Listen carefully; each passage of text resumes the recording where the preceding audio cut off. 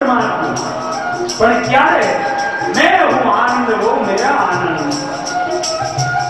હું આનંદ સ્વરૂપ એ પરમાત્મા આનંદ મૂર્તિ અને જેવા છે એવા એ ઓળખાઈ જાય અને એ પ્રભુ એ પરમાત્મા ઓળખાઈ ગયા અને ઓળખાઈ ગયા પછી એમાં ઓતપ્રોત ભરી જાય.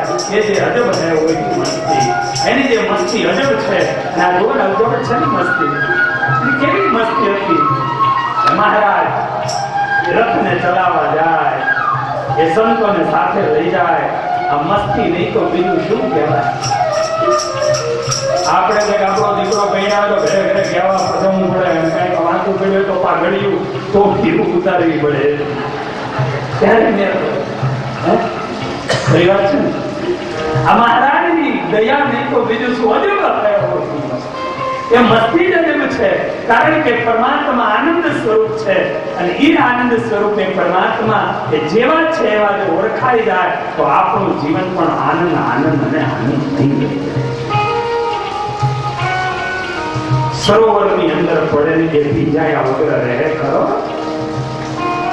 સરોવરમાં ડૂબકી લગાવે ભીંજાયા વગર રહે ખરો.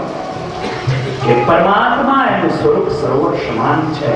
એક વખત એમાં ડૂબકી લગાવીએ ભીંજાઈ જઈએ અને એ આનંદ સરોવર છે.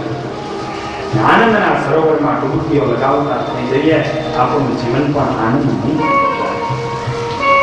આપણું જીવન એ પણ આનંદમય થઈ જાય છે. તો પરમાત્મા જગતની વિશ્વોત્પત્તિ છે. વિશ્વની ઉત્પત્તિ સ્થિતિ અને લય એને કરનારા એવા એ પરમાત્મા ભગવાન શ્રી કૃષ્ણ નારાયણ છે.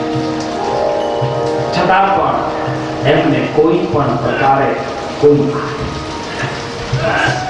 એ પરમાત્મા આ બધું જ કરે છતાં આનંદમય રહે છે. પ્રભુને આપણે વંદન કરીએ છીએ શા માટે? પરમાત્માને વંદન શા માટે? વંદન અને ચંદન એ પ્રભુને અતિ ભાવે.